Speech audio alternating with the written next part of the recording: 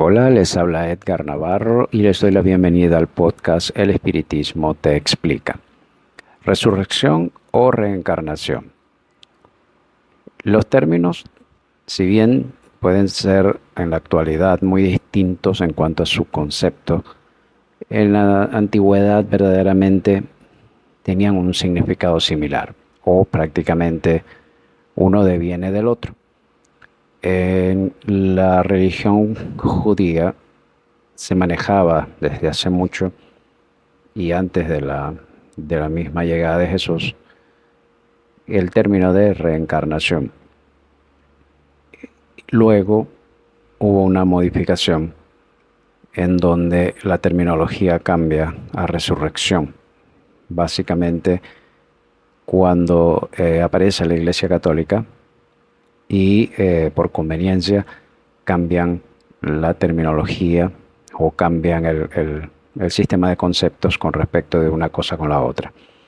Resurrección viene a ser prácticamente el retorno del espíritu después de que el cuerpo ha tenido una muerte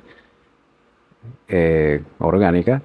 El espíritu retorna al cuerpo físico y renueva o vuelve a la vida, básicamente. En cuanto al término de reencarnación, se habla de que el espíritu vuelve no al mismo cuerpo, sino que viene a través de un cuerpo nuevo hacia la vida, que es la vida material. Explicando un poquito mejor esto. En la antigüedad, estos términos se confundían. Prácticamente significaban lo mismo, que era la venida nuevamente del espíritu al cuerpo físico, pero en diferentes cuerpos, no en el mismo.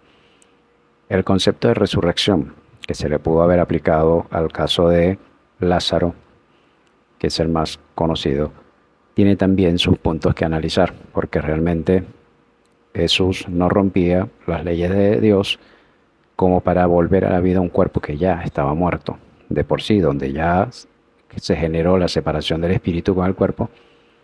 Hay una imposibilidad y que es un despropósito el tratar de hacer este tipo de fenómenos. Lo cierto es que hay fenómenos o manifestaciones que están dentro del campo de la mediumnidad o del animismo, que viene a ser las expresiones propias del espíritu, que implica la situación de catalepsia o de letargia. Estas condiciones, que son reconocidas incluso por la medicina, es en donde hay una aparente muerte física. El cuerpo físico da todas las apariencias de la desencarnación, no hay signos vitales inclusive. En el caso de la letargia es una condición general y muy profunda. En la catalepsia es un proceso que es de un tiempo mucho menor y son etapas parciales. No hay una apariencia completa del cuerpo que parece verdaderamente que ya falleció. El hecho es de que en estas condiciones el espíritu no está despegado del cuerpo físico, lo que permite que se genere un retorno.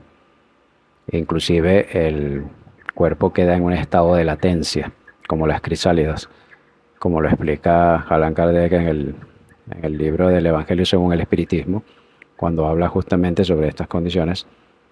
En la letargia hay una muerte aparente, el cuerpo queda en un estado de latencia, pero hay un vínculo todavía con el espíritu. Mientras ese vínculo exista, el cuerpo incluso puede tener signos de descomposición, pero hay la posibilidad del retorno de la vida espiritual al cuerpo físico, que es el que verdaderamente le infunde la vida al cuerpo. En el caso de Lázaro, Jesús hace el llamamiento de este espíritu que aún está vinculado y retorna a la vida material, y hay lo que la terminología católica estipula como resurrección. También inclusive con el hecho de la vuelta de Jesús luego de la crucifixión, se habla de resurrección, de que Él retorna al mismo cuerpo, etcétera, etcétera, pero aquí hay otras situaciones más complejas, incluso que ha generado separación en las iglesias, en donde consideran que no era un cuerpo material, que era un cuerpo etéreo, etcétera, etcétera. Lo cierto es que esto es tema para otro podcast. Y bien, en el caso de la reencarnación, que es el término que utilizamos más en la doctrina espírita y que está, digamos, difundido y es más relacionado con el retorno de la vida espiritual al cuerpo físico en otros cuerpos, luego de desencarnar, es, digamos, la posibilidad real y más lógica en la que se puede generar este tipo de fenómenos, que es el de volver a la vida material a través de un nuevo instrumento físico o un nuevo cuerpo. Incluso las escuelas orientales tienen este conocimiento, solo que está lo que se denomina la mente psicosis. En la mente psicosis se habla de que uno puede reencarnar en otras cosas, en animalitos, en rocas, en cosas de la naturaleza, cuando esto tiene una explicación lógica de que cuando el espíritu progresa no puede retornar a instrumentos inferiores cuando ya ha adquirido la posibilidad de encarnar un cuerpo físico humano, que es el que puede darle la expresión de la inteligencia al espíritu. Es decir, si avanzamos desde los reinos inferiores al cuerpo físico ya de los reinos superiores, que es el humano, no vamos a reencarnar en otras criaturas que no nos permita verdaderamente evolucionar. Eso sería digamos, un retroceso dentro de lo que viene a ser el progreso espiritual. Y hay unas imposibilidades, por supuesto, que también rigen allí. El hecho es de que en la resurrección hay un rompimiento incluso de las leyes divinas en el punto de que sería un espíritu que va a animar nuevamente un cuerpo que ya está fallecido, donde no existe la vida, y esto sería un sinsentido. Por ello, las explicaciones con respecto a los casos de catalepsia y letargia son los que sí realmente nos develan que hay una posibilidad de retorno y por ello se produce este tipo de efecto.